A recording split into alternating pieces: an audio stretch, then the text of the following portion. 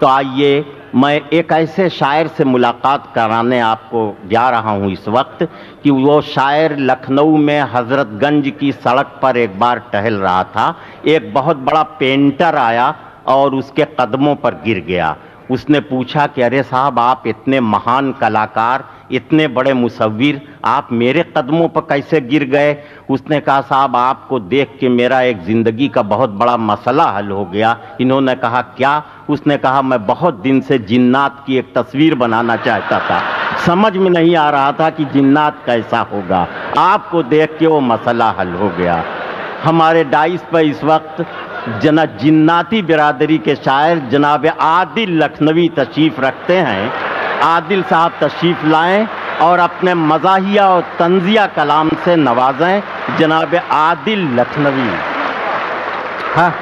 दोस्तों, आदिल साहब की खूबी यह है कि उनकी शायरी के जज्बात में तो तंज होगा, मज़ा होगा, लेकिन उनकी ज़बान में लखनवी ज़बान की खूबसूरती और उसका हुस्न होगा।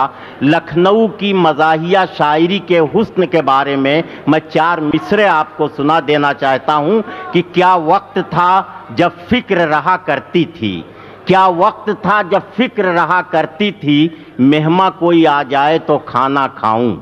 क्या वक्त था जब फिक्र रहा करती थी, मेहमा कोई आ जाए तो खाना खाऊं। और इस दौर पे लानत हो कि अब सोच रहा हूं ये शख्स चला जाए तो खाना खाऊं।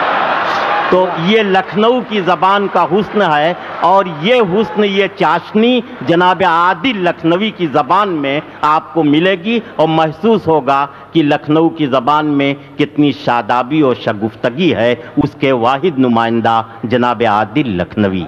हज़रात मुलाहा कीजिए। सबसे पहले तो हमारे अनवर साहब जो बात हमेशा अधूरी छोड़ देते हैं इन्होंने जिन्नात के बारे में बताया और ये आप हजरात को नहीं बताया कि वो जिन्नात साहिब औलाद भी है।